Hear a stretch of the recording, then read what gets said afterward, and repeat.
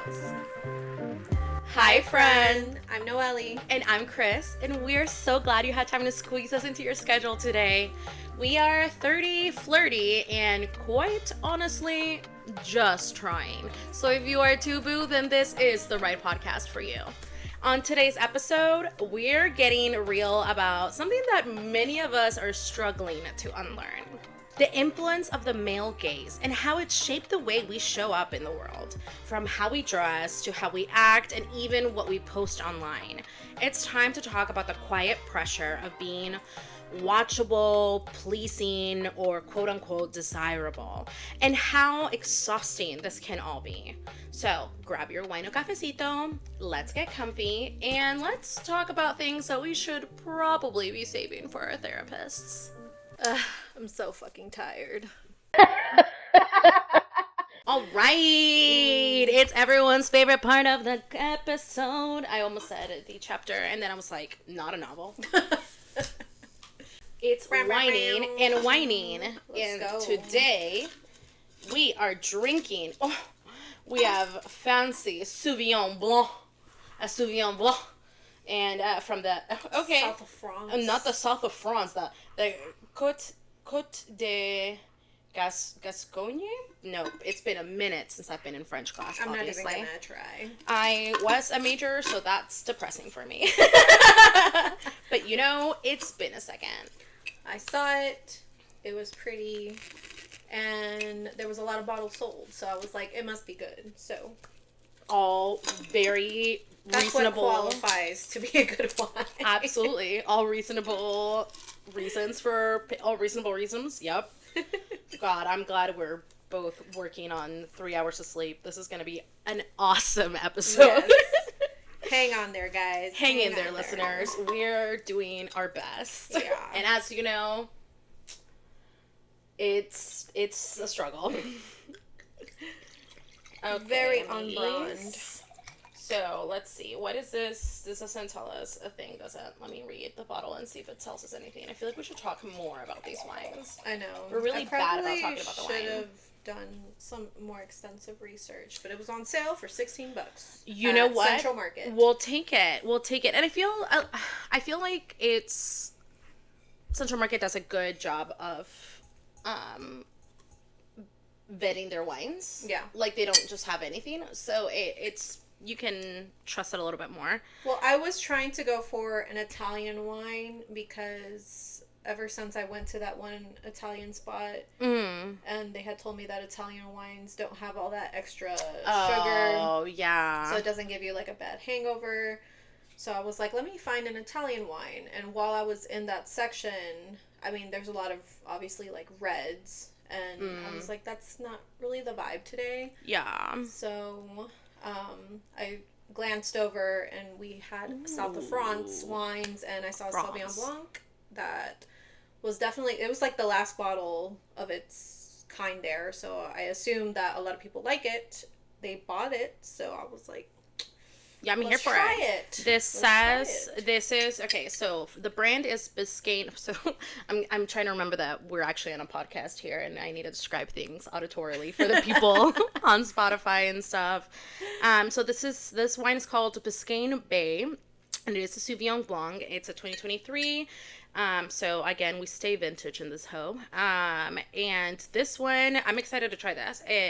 It says the Biscayne Bay has bursts with flavor of pears, white peaches, lychees, and passion fruit. And enjoy it alone or with fish, seafood, chicken, pork, or veal. So protein pairs well with proteins. oh, nice. So okay, it is giving very fresh. Yeah, could have had this with the tacos. We didn't. Okay, I'm excited. Let's try this out. Chin chin, amiguis. Chin chin.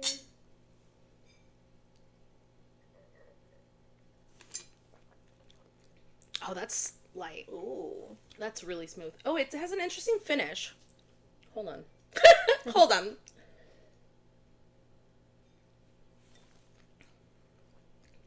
You know, it has a very, I feel like it has a very alcoholic finish. Do you know what I'm saying? Mm-hmm. That's very unusual. I don't know. To me, it tastes so, like, clean. Like, when you first take the sip of it, it's just so like... Yeah.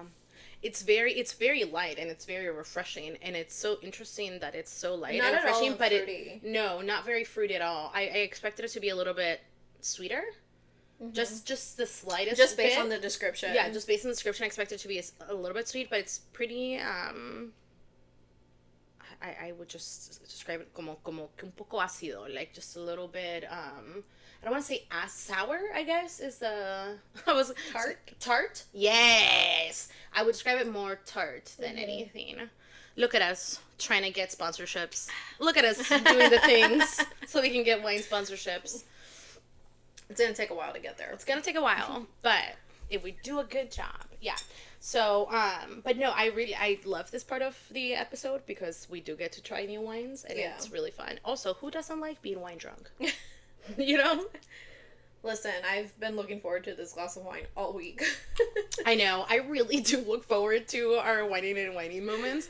Not just because, like... I mean, obviously, it's bestie time and we get to hang out and do all that stuff. Yeah. But there's also just something so fun about, like, turning your brain off for a minute and just...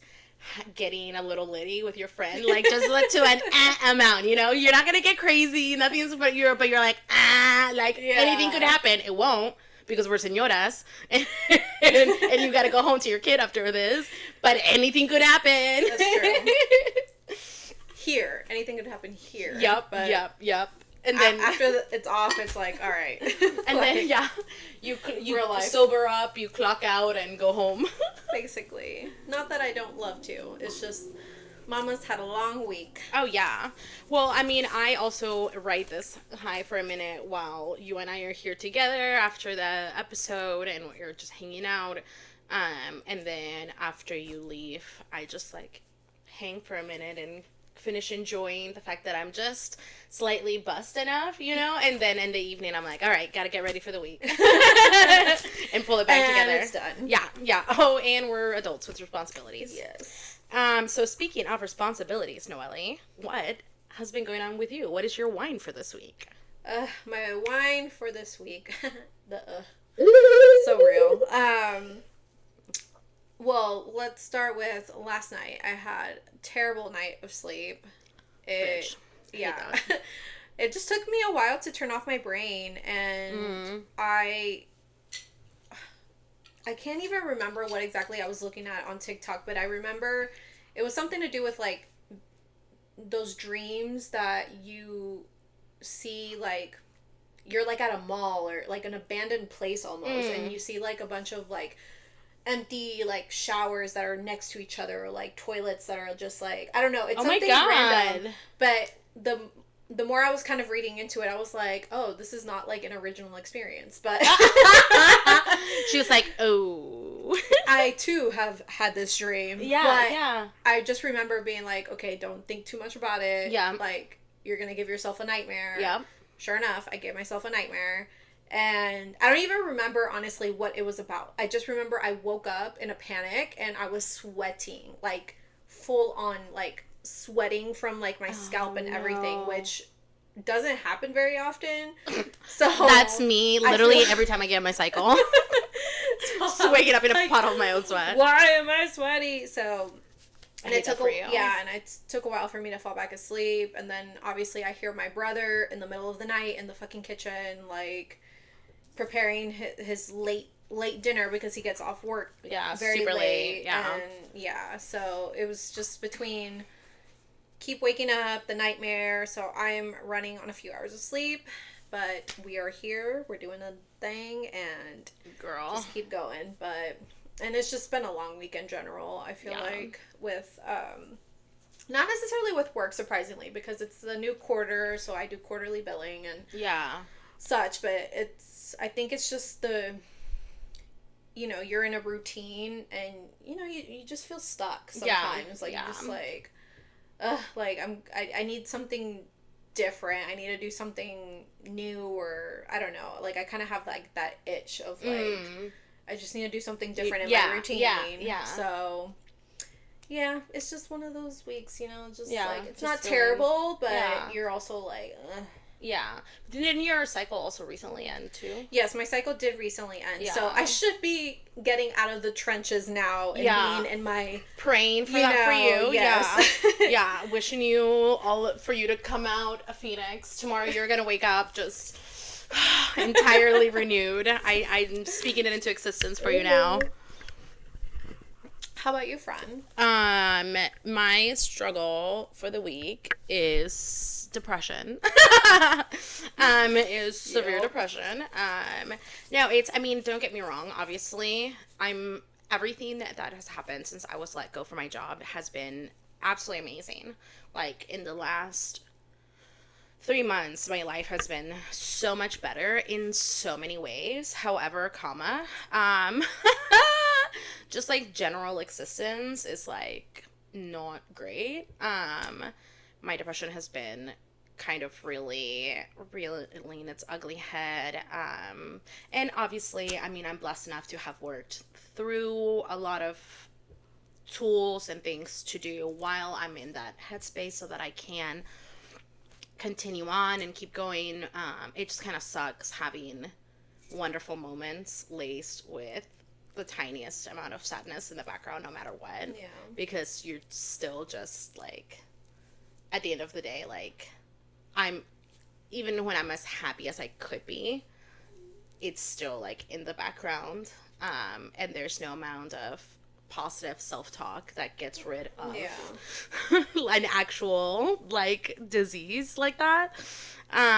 So that's been rough. I hate that depression doesn't care about good life circumstances. Yeah. It's like things are going great. Why are we feeling this way? Like I should be super. It's like positive life circumstances don't influence my lack of depression, but negative life circumstances definitely make it worse. And I'm like, okay, it's like trying to make you having to make like 100 on the next test to make up for the 70 because otherwise you're just gonna fail a class. It's balancing it out is just so hard sometimes. So, I have not responded back to Instagram messages yet that I talked about last week about responding.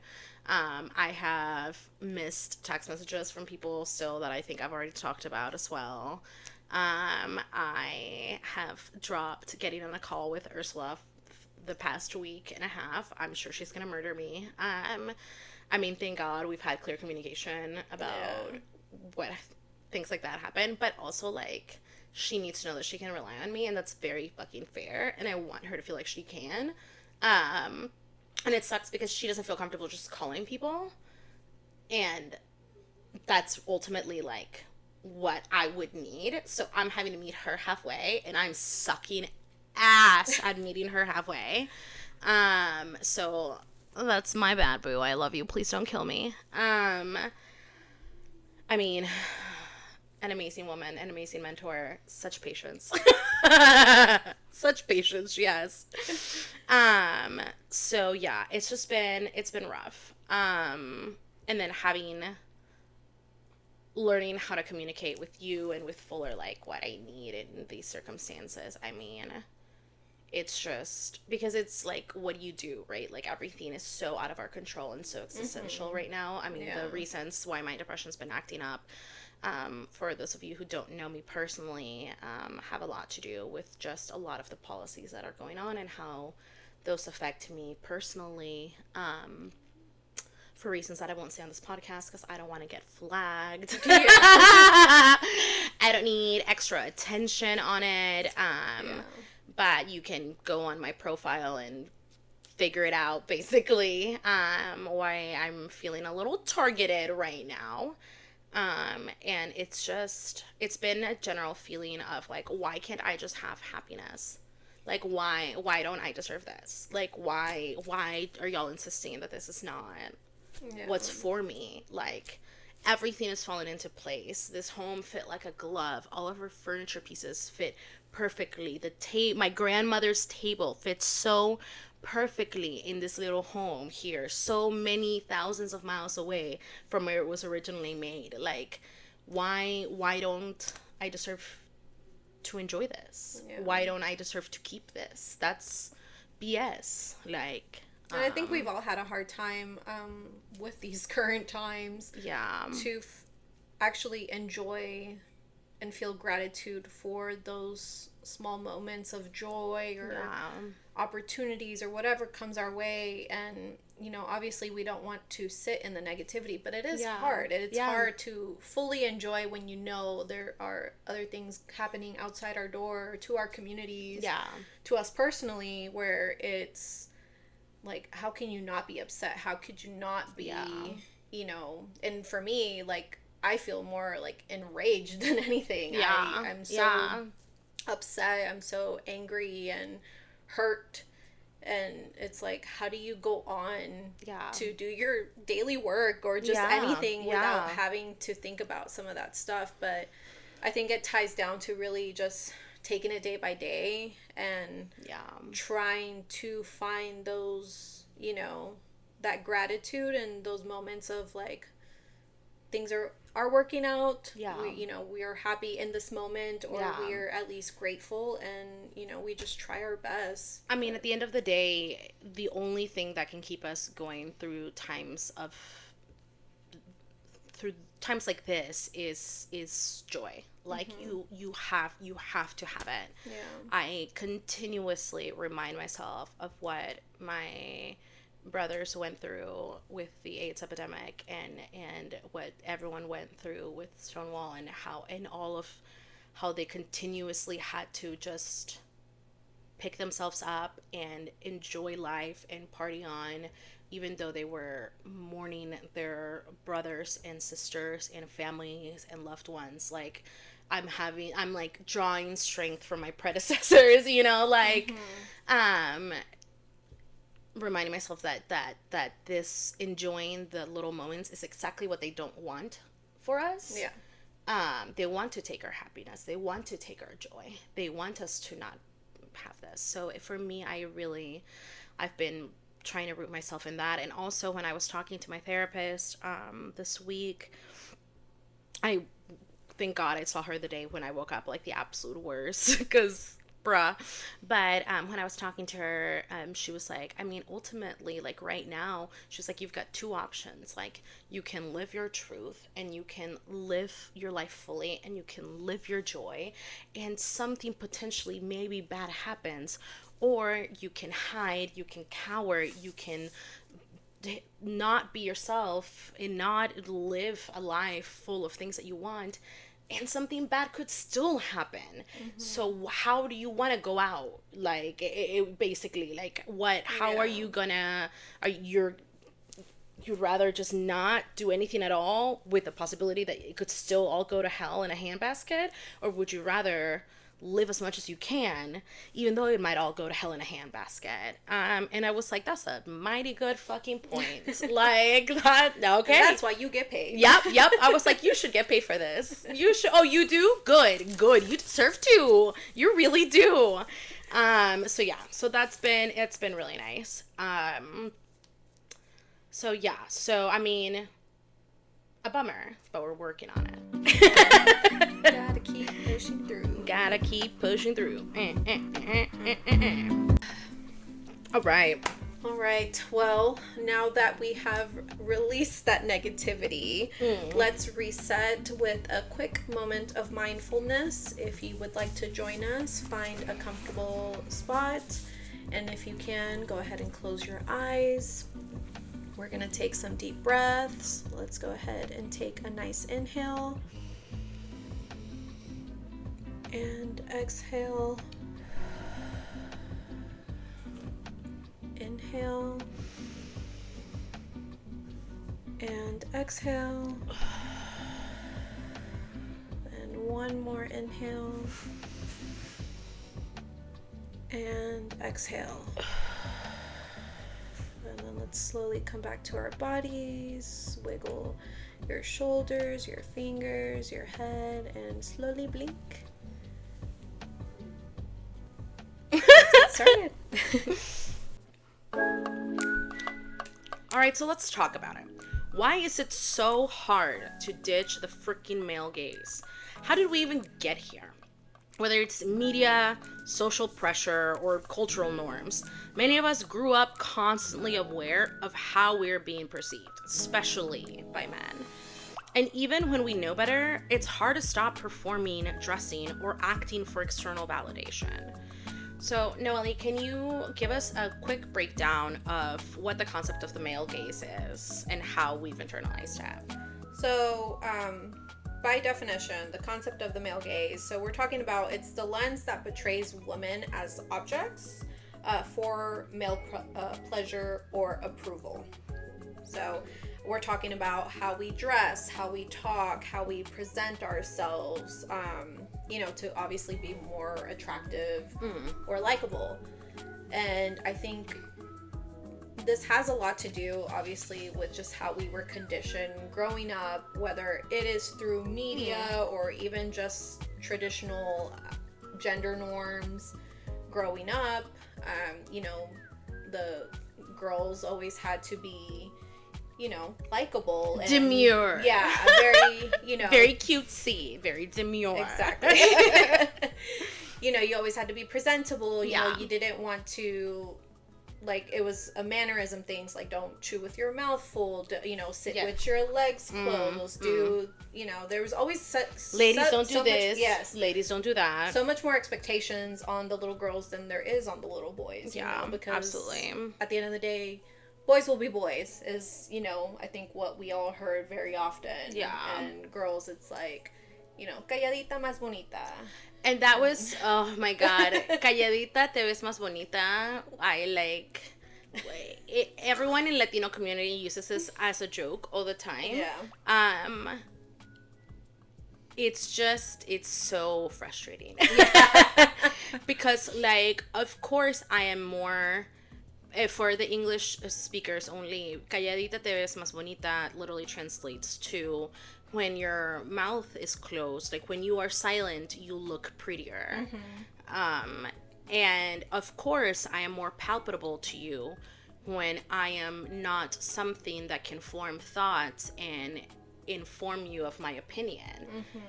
Because I'm a human being, just like you, I'm gonna have a different opinion. My thoughts are gonna be different than yours. And you have a hard time dealing with that. So you would rather me just sit here and look pretty. However, I would rather you just sit there and not have a receding hairline, but here we are. We're all just doing our best. Yeah. So hearing from older men my entire life, calladita te ves más bonita, or just in general from the community, was always very frustrating. Yeah. No, I think, and for me, I think mine ties in a little bit more with, unfortunately, my trauma.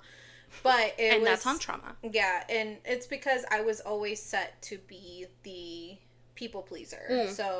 I was trained to always take care of the other people, and, I have to go by what everyone else says, or what my, at the time, my stepdad said, or, no le falta ese respeto, you don't disrespect your elders, you don't disrespect this person or that person. So it was always just shut up. Don't say anything. So I was very much conditioned to not say anything. So for a very long time, I felt like I couldn't express my opinions or how I really felt, or it was always okay, the more I shut up, the more, I can go along with things. Everyone's happy. There's no conflict. Well, and the other women in our families mirror these behaviors as well. Yeah. So we grow up thinking this is the way that it has to be because they're staying silent. They're not fighting back for me. And you're like, but why? Yeah. Pero por qué? So it took a very, very long time and much therapy to break out of that cycle. But also, when I was younger, and I think a lot of, girls, females, young, you're conditioned to look a certain way. Or, you saw media and it's like, oh, I have to dress like this. I have to dress very girly. I have to dress very, to please the male gaze. And you know, I have to have them look at me as like I'm sexy, Yeah. I'm cute, I'm hot, I'm The trends you know, were never yeah. for us, for you to feel your best, look your best. It was the only things targeted us to make us feel our best or look our best were the obscene workouts and crazy diets. Yeah. So, and we have a whole episode on that. Yes, the magazine titles. The magazine titles. That was a whole different yeah. thing. But it's always like, I lost it. Well, no, because like going back to that episode, which episode was it? I do not remember. It wasn't. Oh, I think it was the body dysmorphia episode. Oh, the body dysmorphia it was episode. the body dysmorphia yeah, episode. You're right. Body dysmorphia episode in season 1. We talked about the magazine titles back then. Yeah. I remember what it was. was. Yeah, not only targeting, you know, obviously like diet fads and workouts to do, but also how to look hotter for... That's what I was going to say. You know, this, you know, your crush. The workouts were always to make you feel better, but not in a way that's healthy about that where your body feels better. It's to make you feel better about the fact that we've made you feel ugly, so in your own body. So like, here's what you can do to not feel that way. But everything that was about like dressing, it was about how to look 10 ways to look hotter for him. Like it was that I feel like so many of the trends, like the low rise jeans, the trends that were considered good were always the ones that ended up being pleasing, right? The ones that were considered bad trends were like the belts over the t-shirts, because guys just don't get it. Why would you wear a belt over a t-shirt? That doesn't even make sense. It doesn't have to make sense to you, Greg. Nobody asked you to make heads or tails of it. I just look cunty and you just need to deal with that. Yeah. Like, so I feel like a lot of times the trends that we look back on and we see and we are like, oh, that was so this, that was so unflattering, that was so that, it's because they were trends for fun. Yeah. They were things that we wanted to do, and no, they might not have been the most flattering on our bodies, but who gives a flattering for home? Yeah. You know? At the end of the day, it's like, how did you feel when dressed a certain way? But I think over time, you know, especially, you know, going into high school and, you know, you're developing crushes, you're dating, you know, and it's just always like, what does he think of me? What do these guys think of me? What do they think I'm pretty? Do they think I'm hot? Like, and I fell into that, you know, how would I say it?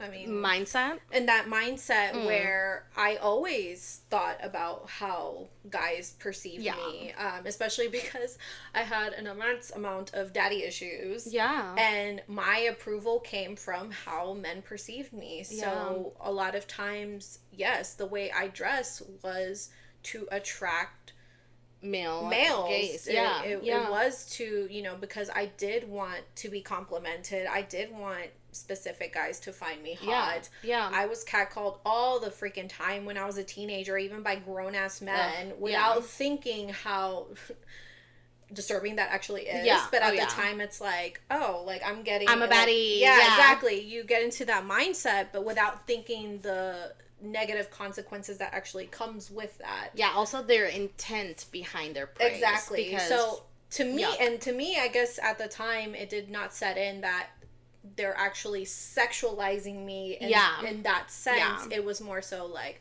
oh, I think she's hot. And so to me, it was a lot more simple than going that too deep into thinking of the over-sexualization that it was probably what they were thinking about. This is a small side tangent, but it kind of goes, I mean, it goes on with what you were saying. When women comment online, like, I'm no better than a man. No, you are. And here's why. Because you and I, that is how you would think. It's just, oh, they're fucking hot. God damn, look at those legs, look at the size, and call it a day. Yeah. Right? But there's a difference between that and, oh my God, I'm going to go home and jerk off to that.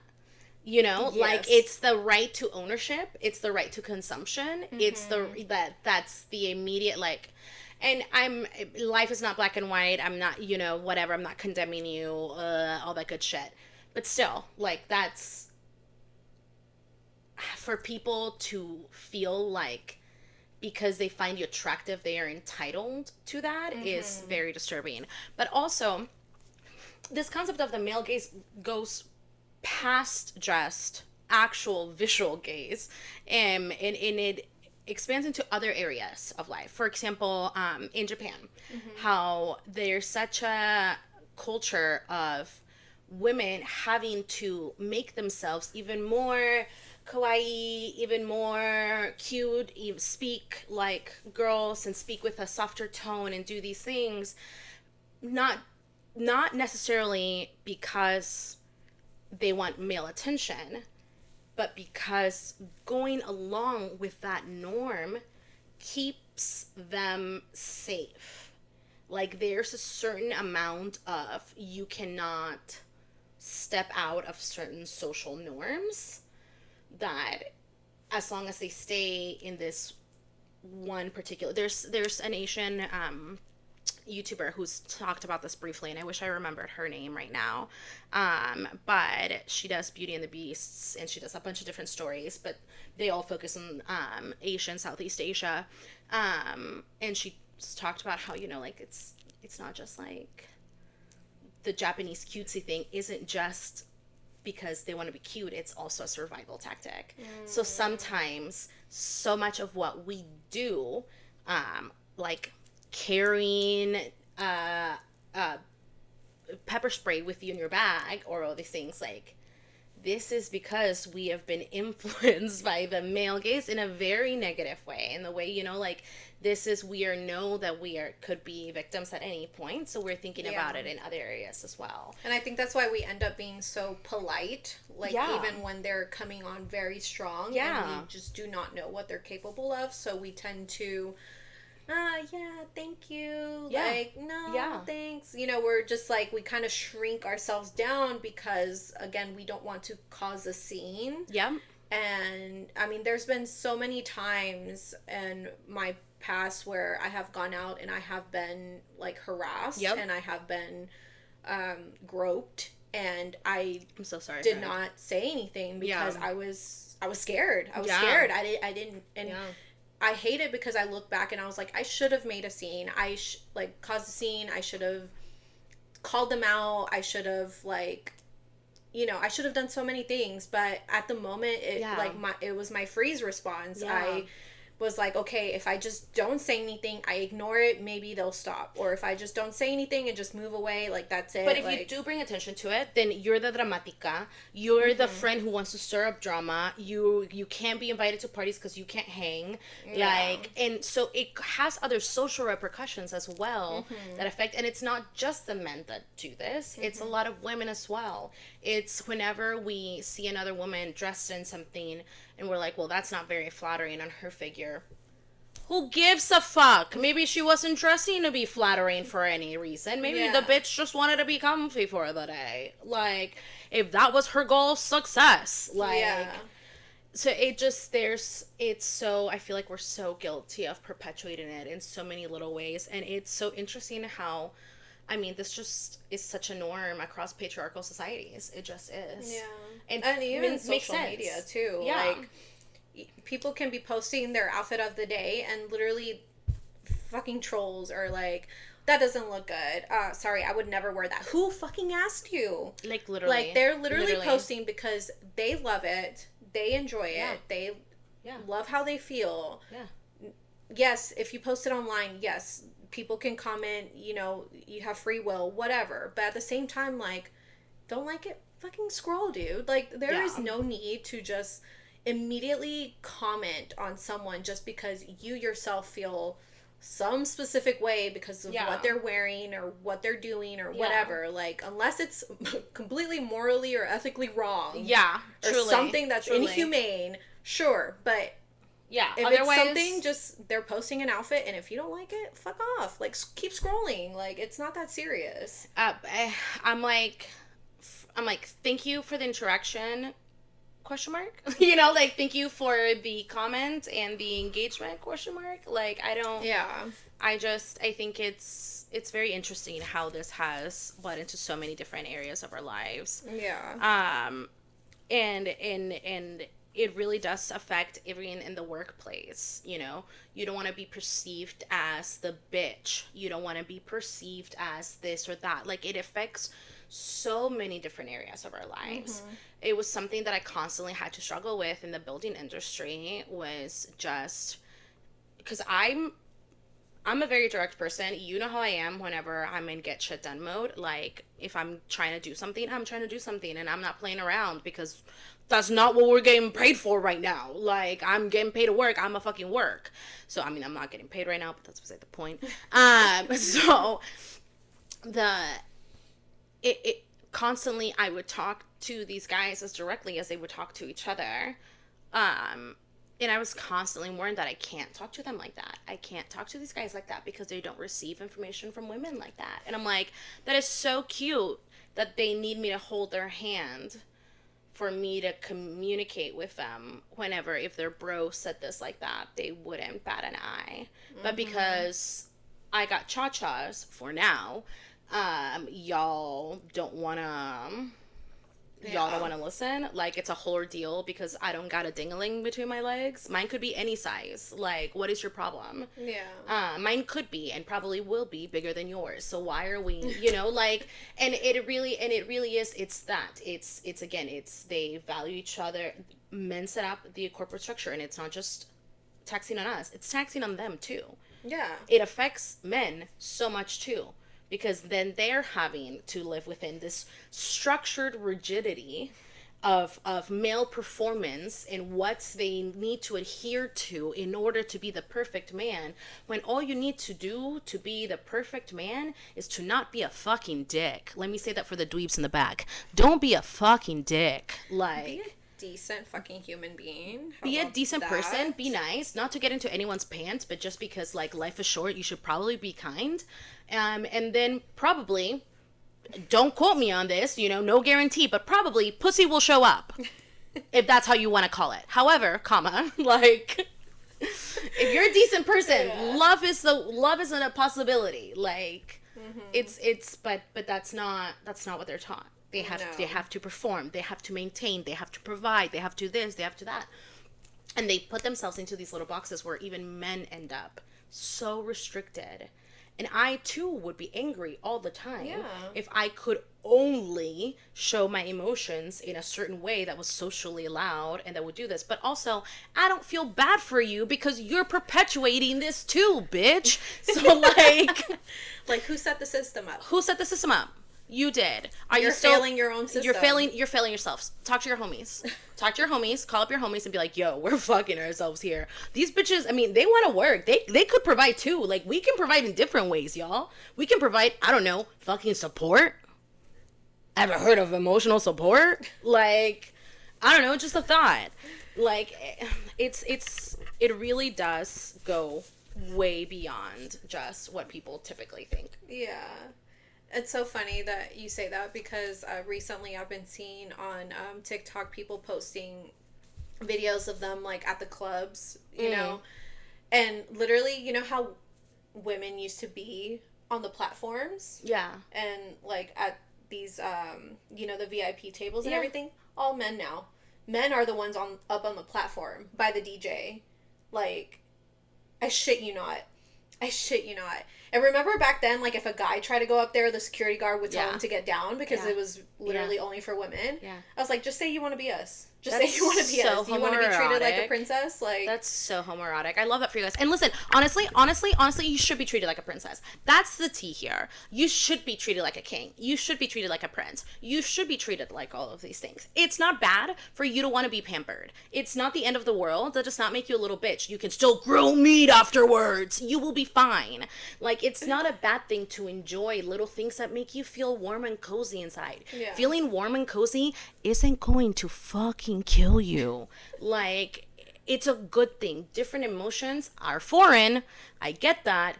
Foreign concepts are hard. However, with a little bit of therapy, you might just make it through. Like, yeah. But sorry, I'm on one. Yeah. Hey, the lack of sleep is doing something. But I think it's just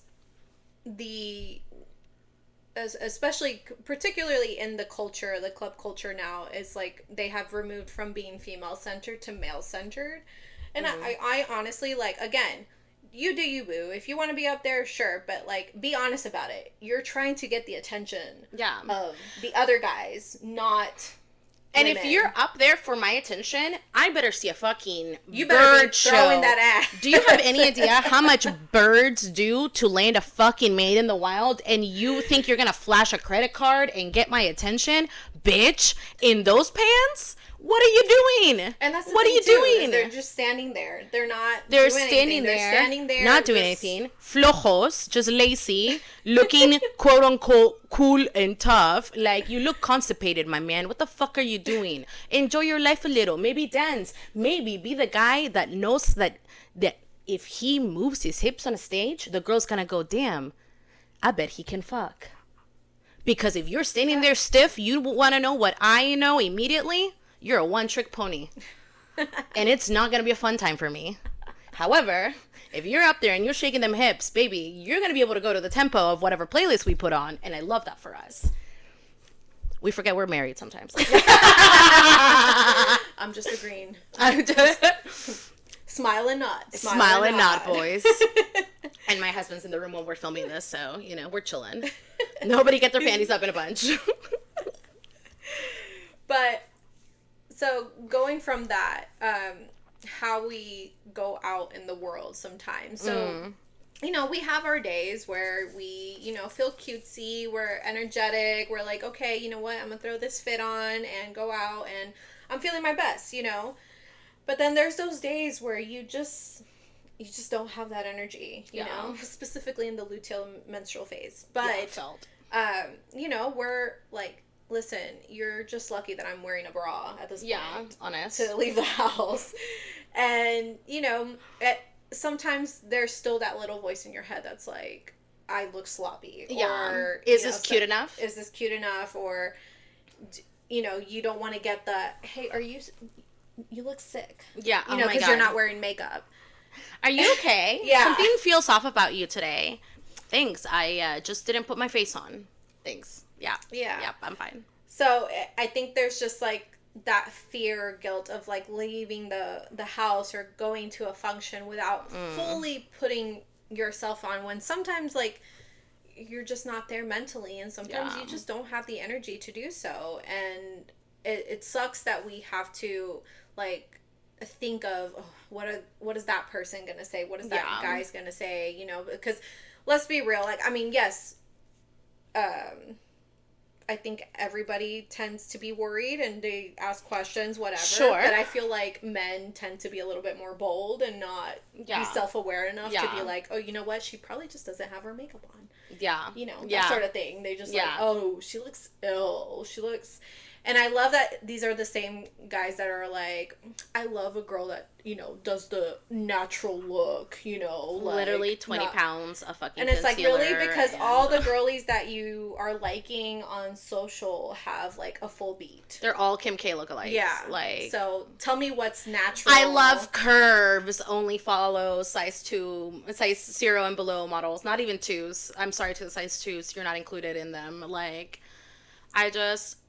and two, for me, there was something, this struggle has shifted for me mentally different, because to what you were saying, there's days whenever we feel good and when we don't, and when we don't, it's a struggle that we even have to worry about this. But even on the days when we do feel good and we want to put those things on, there's so many different struggles that can happen during that as well, where you're like, is this gonna be too revealing? Is this like, I feel good in this and I look good in this for myself and I want to bang me. I don't care whether other people want to or not.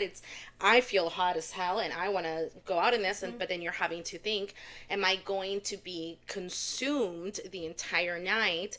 Am I mentally prepared to be visually devoured the entire evening? Yeah. And for anybody who thinks we're conceited, hate that you're not us. I mean, must be nice. Must be nice. Must be nice.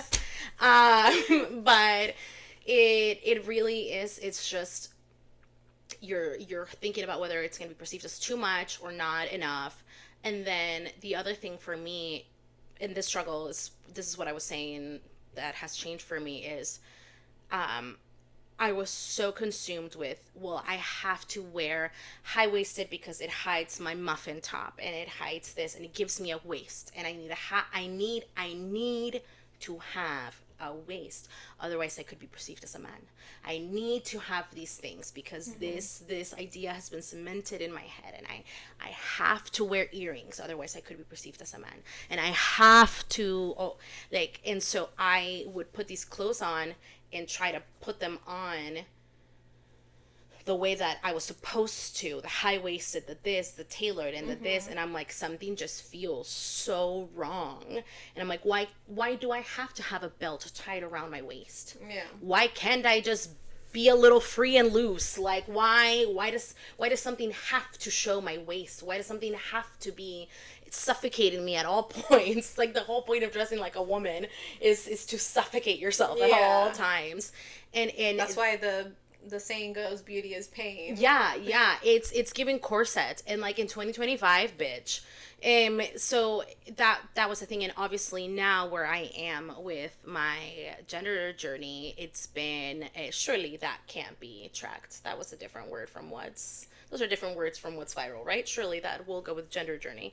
I know now that the reason why I was so caught up with some of that is because I was afraid of finally seeing myself for what I am and having to acknowledge that, LOL. And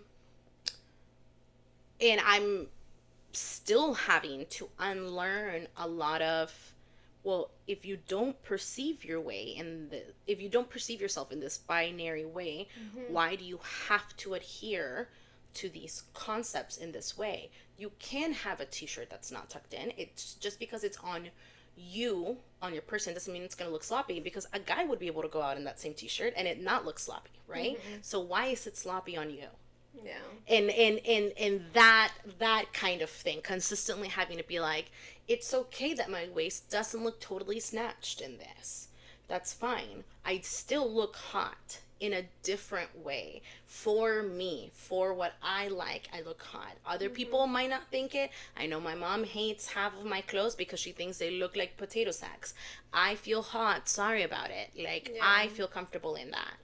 So ultimately, I'm constantly having to tell myself, like, pretty much on a daily basis, this is for you. Yeah. This is for you.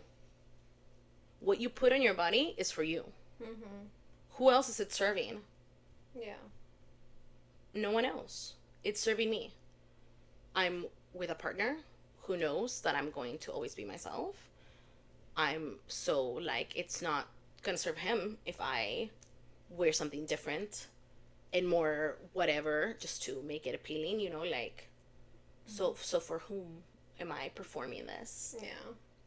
My guilty conscience? Guilt of what? You know, like, it's just so ingrained in us from such a young age. Yeah. And even now, like, you know, again, you know, we're both married. So obviously when I get dressed now, it is different from back then. I'm obviously not trying to seek the male attention, but a lot of the things that I do wear or that I like, I mean, yeah, I like to show my figure. I like to... As you should! Thank you for blessing us all! You know, I do. I love crop tops. You know, if I can show, you know, the work that I am putting at the gym. Hell yeah, bitch! Then I've worked fucking hard. I'm going to absolutely show it. But at the same time, you know, I know there is that line, especially, you know, sometimes I have to have that conversation with my husband to reassure him, like, because obviously, you know, because he comes from a more traditional conservative background, because of where his parents are from, is like, hey, I like to wear this. I feel comfortable this. Yes, it's for me. It's not because I am trying to get someone else's attention. It's because I feel good in this. Yeah. And, you know, and sometimes you have to twist the words to make them feel comfortable a little bit too. Because sometimes I'm like, listen, if they see that your wife is, like, confident and feeling good, that is a compliment on you, my man. I don't think that's twisting the words. I think that's making them understand that their worldview is very fucking narrow. Yeah. Because at the end of the day, I understand where you are coming from. However, no. Like, it should be flattering on you. First of all, I'm sorry that I'm not a twig with nothing on me that just looks fucking banging every time I put something on. I don't know what you want from me. I could try to hide these curves in a turtleneck. They're still gonna be curving. Like, I'm gonna be hot no matter what I wear. So let me be hot and comfortable and happy with what I'm doing, because honestly, whenever I feel like a baddie and they compliment me, I'm coming home to you anyway, so why the fuck does it even matter? Like, at the end of the day, so I do understand though communicating to your partner, especially because in a perfect world, go to therapy and get over it. That's not real life, right? Like, he's lived with insecurities from life for however many decades at this point, because we're in our 30s, right? And that's I'm not trying to like shame him or anything. We all have insecurities. And so he's working to rewire that. And while it might be frustrating for us, at the end of the day, it's just communicating. It's reassuring him, like, hey, it looks good on you too, because when I feel like when I see someone with a hot like spouse, or you know, especially a hot wife, I'm like, damn, he must be taking good care of her for her to be able to be glowing, you know, because obviously, you know, if you have a shitty partner, you know, it does dim your spark. It's like, giving medieval fat and healthy, you know, like, I see you're eating, I see you got money to put them meat on them bones, you know, like. Yeah, so at the end of the day, to me, it seems like a high compliment if someone looks at your spouse and is like, you got a hot spouse. You got a baddie. Absolutely. Like, so you must be doing something right. For me, I'm not going to lie to you. I give Fuller the expectation on the reverse, because there are certain societal things that I abide by, because such is life. And one of them for me is taking pride in the way that I look and in the way that my spouse looks. So I don't let Fuller step out of the house looking a fucking mess. Mind you, he dresses himself, he does the shit himself, but I expressed to him very early on in our relationship, or not very early on, but when we started talking about marriage, because love is not enough and you need to have serious conversations before you get married. Very true. One of the things was, I expect, like, to have a partner who has the same pride in their image that I do. Not only that, but that wants to have fun and explore styles with me. I think that would be really fun. I would love to have a partner that I can share this with. I think it's really important to me, even if you can't fully share the joy of fashion with me, that you be somebody who gives a fuck about it. Because honestly, there's nothing wrong with just wearing a t-shirt and khakis every day. If that's your tea, then boo-boo, that is your cup of tea, and I love that bland-ass cup of tea for you. That's perfect. That's for your palate. That was something that he was like, okay, yeah, absolutely. And through time, with learning, with patience, because again, you can't expect people to change overnight and to want things overnight. Like, that was something that he was able to grow towards and get to. And now when we go out, like, yeah, I mean, it's still okay, let's go shave. But, like, he's not, like, complaining or throwing fits or anything, because it's, at the end of the day, he knows I'm pouring into him because I love him enough to want him to look his best every time he goes out. Not just because of how it speaks on me, but because of how it speaks to him. I want people to see him for the fantastic, handsome, and charming person that he is. And unfortunately, we live in a world where people's perception of you is immediate. It's visual. Yeah. So why set yourself up for failure that way, you know? I don't know. We're getting into the weeds of it, but yeah. No, that's definitely, I mean, and when you guys do step out together, I mean, I feel like you guys always compliment each other, way you guys dress, so I love it. I love to see it. Honestly. Especially because my husband loves wearing his, and I think, honestly, like, over time, my style has also become a little bit more, like, athletic. I mean, I'm wearing my husband's hat right now. Screaming. So, you know, because he loves wearing a t-shirt and, like, basketball shorts or just like comfy shorts Yeah. and some sort of sports tee. But that's just like, that's him being comfortable and that's what he likes. And at the end of the day, you know, like I wear like my athletic gear too. Like I wear my yoga pants with, you know, cute little top, like crop top or whatever, you know. So I feel like that's where our style has met. But obviously, like if we go out or, you know, I am a little bit more dressed up, I'm like, yeah, that Mavericks hat's not going to do it. Yeah. God bless. Please do your hair. God bless. Wear some jeans. Yeah. You know. I will say, though, Lee does an excellent job of, even when he's casual, his appearance is still kept up with. Oh, yeah. So it never looks like he's just put on the first thing and rolling out of bed. Because even if he just has a t-shirt on and a baseball cap, that facial hair is still sharp and trimmed. Okay, them eyebrows stay on fleek. Okay, we see you trimming them brows. We see you. You think you're fooling someone? We see you. You know, like, and that's, I trim fullers too, no shame. And so that's, you know, like. And my man got eyebrows. And he got them Pakistani eyebrows. And I feel bad for our son because I had the Frida brows when I was young, so. That child was destined to the life of a Wookiee. He is. Like. He is. My poor little man. But, you know, we'll poor little brown child. Yeah. Well, let's talk about shifting. Yeah. I mean, ultimately, shifting your gaze, shifting your mindset from the male gaze, I feel like it's not linear. It's not easy. And it's not. It won't be quick or fast. And it's not, we're not trying to say that things are just, this is just an inherently evil thing. Mm-hmm. Trends are set by the people in charge. Things happen because of whatever cultural period we're currently in. Things that are fashionable now were not fashionable then. Things are flattering now, we're not flattering then. That's okay. Things change. We get it. And if you like these things, there's nothing wrong with that either. Mm-hmm. If you want to dress sexy because you like a little bit of attention, bitch, I love that for you. Dress sexy and draw that attention because it's for you. If it makes you feel like that bitch, knowing that you can bag them all, then honey, flirt with them all. I'm here for it. You are that bitch and you should. You know, like, but if you want to step out of that, that's okay too. I think sometimes it's just asking ourselves, why do I feel uncomfortable right now? Mm-hmm.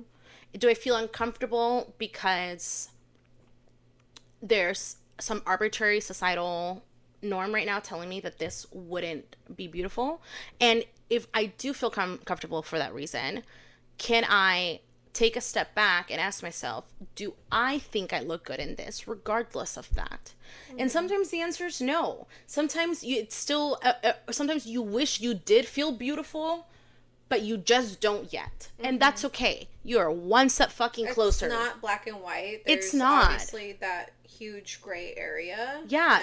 You're as long as you're thinking about this, mm-hmm. and you're asking yourself and you're making sure, because it's not about, because thinking about the male gaze always also is centering men. Yeah. The whole point is to decenter men, mm-hmm. and from being the goal and the things that you think about to centering yourself and your happiness and asking yourself, why do I feel uncomfortable? Do I think I look beautiful? Mm-hmm. Is this meeting my expectations? You know, I want to feel beautiful in this, but I don't just yet. Yeah. But I'm confident that I will get there one day, because this is something that I deserve and that I am worth. Exactly. And just that little bit is miles ahead of where our moms were in their self-love journey. Mm-hmm. Yeah, I agree. Just, it all comes down to how you feel. And again, it's not black or white. There is that gray area. You're going to have times where it just does happen just out of, you know, expectations, out of what we grew up. And it's just being mindful and rewiring that thought and coming back to you. Yeah, absolutely. You yourself and how you feel, how you perceive yourself, how you think. And I think at the end of the day, that's what really matters. With all the noise in the world, it is so important for our mental health that we find those jewels that help us sprinkle some joy into our lives. Chris, what is your sprinkle of joy this week?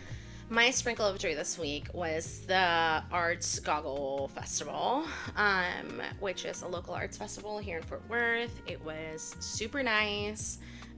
This was one of the first Saturdays that this festival happens where our football team is not playing like right at 1. So we were actually able to go spend a few hours at the arts festival instead of having to rush back home for a football game. So it was really nice. There were so many good artists out this year because the past few years have been a lot of like general like people who make Tumblrs, you know, like people who do those kind of things. I do miss like Tumblr. Sorry, I'm thinking about the app. Oh, bitch. Wow. I do miss Tumblr. Mine was so specifically curated to me. Have I told you the name of it? No. It was the Nerdy Prep. Yeah. I don't even remember my name for mine, but I mean, I'm sure Nolo was in the name, but I miss Tumblr days. Like, I miss Tumblr days. Yeah. We should get back on it. There's a Tumblr now. Yeah. It's a thing again, I think. But I feel like it just doesn't hit the same. It doesn't have the same aesthetic as like back in like 2010 no, to like it doesn't. 2016. I also feel like the pages don't load nearly as quickly as they did because my profile is nothing but GIFs, and my profile these days takes forever to load, and it did not back then. But I actually met a guy at the sticker company, the local sticker company, that booth that at this event that I was at, and he was telling me, I told him what I needed the stickers for. Yeah. I told him the tagline of the podcast, because at this point, I'm just like, you either like us even though we're gay, or you don't, and we don't work with you. Like, that's the tea. And so I told him about that, and he was like, no, yeah, like, like, we're pretty free-thinking company, like, it'll be fine. And then when we were talking later, I was like, oh, and this has all of your contact information, talking about a little card he gave me. And he was like, yeah, you can find us on all socials. Well, except for Tumblr. We're not that gay. And I was like, why don't we have a Tumblr? Why don't we have a Tumblr? Is this where the queers are? Like, have I been missing out? Do I need to get a Tumblr again? Are the queers, are we convening? Queers, tell me, are we convening in Tumblr? Is this where I need to be? I thought it was like Discord and Reddit, but nah, it's Tumblr? Let me know. Listen, TikTok is about to be taken over. Well, and our bitch asses can't be there. Yeah. And honestly, we were bad enough to not actually really start with TikTok, even though that's more of the viral place right now, but I feel like it's gonna move on to a different place eventually. I know. And even if it doesn't, I'm like, it's giving safety hazard. I mean, honestly. It's giving safety hazard. The right people will find us where we're at, so. I just want to be palatable to brands and get brand deals. But, it's hard right now. It is hard right now. So, like, we're posting where we can and where we should is the real tea. So if you don't see things somewhere, you know why. Okay, but that's really my sprinkle of joy, was getting to go to this arts festival with Fuller and my mom. It was really fun. We had a blast. I got tanned. That was nice. My chi-chis got some color. That was also nice. Yeah. Definitely need that before the winter comes, so. Tell me about it. But I mean, the way that it's still feeling like summer outside here in Texas. Yeah. Might be a while. We'll see. I do love the cool mornings, though. That has been really nice. Yeah. Those are really nice. Yeah. What about you, friend? What's your sprinkle of joy for the week? So me and my husband, on Friday, I was a little spontaneous, and I was like, hey, like, since he was getting out a little bit early, I was like, do you want to drop off your car at home and we just go to a bar and just have a beer? Like, yeah, absolutely. Because it's been a long week for both of us, yeah. especially for him, because he took on more responsibilities at work. So he's definitely been working overtime, and I'm exhausted from the week, and being parents to a little neurospicy toddler, it can get exhausting mentally. So sometimes you just gotta go grab a beer or two and just relax before coming home and doing all over again. Absolutely. Especially because, you know, we have a full house and it's like we just needed some time together, so that was nice. I love that for you. To just be able to, I mean, granted, I had to take my laptop in for a second and like do some quick work before actually logging off for the day, but just being able to be like, we're gonna go run an errand. Can you, you know, we'll be back home in an hour. Listen, spending time together is an important errand. Like, it really is. It really is. So, it's just a little reminder, you know, like to take time for each other, even though, you know, we have a family, you know, we have a full house, there's other responsibilities, but at the end of the day, like, you know, for those who are in a couple, you know, it's very much important to take that time together and do something spontaneous and just like enjoy each other's time before you like go back to reality. Yeah, especially if you're splitting y'all's attention with a little one. Yeah, it's even more important to make sure that you both are communicating with each other how much you still mean the world to each other and that you're, you know, pouring that time and energy into each other, because ultimately y'all are it. You know. Also, I lied. I have a different sprinkle of joy. The arts goggle was dope, don't get me wrong, and I love going out with my mother. However, Fuller and I went to a music festival, and we were gone for 4 days, and it was the best fucking time. It was so good. It was awesome. We love this music festival. We've gone a couple times to Memphis, but this time his cousin was in town as well. His wife wasn't able to come. Because kids.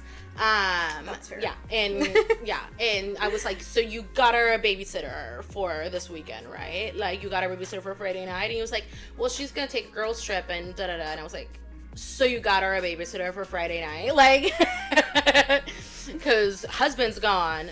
Get the woman, like, some time without the kids, too. No husband, no kids? That's a blessing. No husband, no kids, that's a blessing. You get those kids out of that house for that woman. Anyway, so I got to get a lot closer with his cousin and get to know him more, and that was really nice and really fun. He's good people. Very much, I will say, quote unquote, on our side. So I feel comfortable and I feel a little bit more, I'm looking forward to Christmas a little bit more, where I feel like I'm not going to be as alone, because now I understand where him and his wife stand with a lot of things. Good, that's really good. Yeah, so I feel a little bit more supported on that as well. And then it's just always nice seeing Fuller's parents and hanging out with them. Of course, my car wouldn't start on when we were supposed to head out. We had to jump. We had to jump my car in the fucking rain with his mom's Audi, and fucking Audis, they're batteries, like the positive is on one side of the car and the negative is on the other. It was raining. The stick that holds my hood up wasn't in the car, so Fuller was having to hold my hood up manually. I was running between both with a towel trying to dry the things before hooking the electrical connections, and Fuller's over there having heart palpitations because I have a pacemaker, and if I get electric shock, it's KO for a bitch. You in charge of that? Who's the one who knows how to do this? You think Christina or Fuller? No. This was a blind leading the blind. I was like, let me get this. So I started doing the things. And listen, we didn't turn off the car on the way home. We drove. We just took turns. Yeah, we took turns going to the potty. We did everything, but we got home in one piece. Yeah. But it was an amazing weekend. It was just such a good time. That's good. Yeah, really good bands, really good time together. Piece. Yeah, something about being in a music festival with your boo, and being blissful and just having fun. Amazing. A great weekend. I love that for you guys. Yeah. Yep. I hope we could do that one day. Oh my god, we should take a joint trip to a music festival. Maybe we can do ACL next year, because I have yet to be I have never been to ACL. I know. And I have a tia that has 2 rooms in Austin. I don't know how close to ACL grounds, but who cares? Like, exactly. As long as it's in Austin. Exactly. An expensive Uber is better than a cheap hotel, because a cheap hotel is going to be more expensive than that Uber. Period. All right, let's wrap up, focus. A girl really has to pee. I love that that's going to stay in the audio, and I'm not cutting that. You're welcome. Y'all, thank you so much for joining us today. I have to wrap this up because Noelle has to go to the bathroom. So if you have comments on the male gaze and how it has affected you, let us know. It doesn't have to be brief like this outro. It can be long. Tell us your story, boo-boo. Tell us how. DM us. Drop us comments on Insta. Send us an email. Do the most. All of our handles can be found in the episode description. Full episodes of the podcast are going to be released on YouTube the week after the episode airs. So you'll get a podcast one week, then the video, then a podcast and the video. You get the point. Yes. Catch it on socials. Yeah, do the thing. Listen to us. Follow us. Subscribe. Press the buttons. Heart. Please, interact. Hold on, let me do them. Oh, the Selenial. For those of you listening, Noelle's attempting and failing to be a Gen Zer with a heart hand. My fingers aren't long enough. I have short fingers. Can't do the Selenial heart, so y'all will just, oh look, I did it! Sort of. Mine's like a little smart. I wonder how chewy my niece will think I am after. I think it's because you're like this. It's because I'm like, hold on. All right. Well, and on that note, if you want to tell us how chewy we are, you can also leave those comments on Instagram and YouTube. Handles can be found in the episode descriptions. 30, Flirty, and Trying is an individually produced podcast, so if you love this episode, please, please, please, please leave us a review. Your engagement means the world to us and makes a huge difference on the success of the show. Yeah.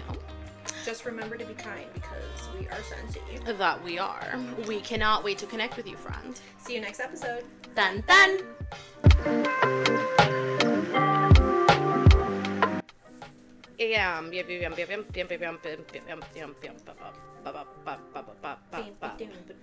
Yep, I'm so ready. I'm so glad I do our intro and that I've done it the entire time and that I know it by memory. Yep.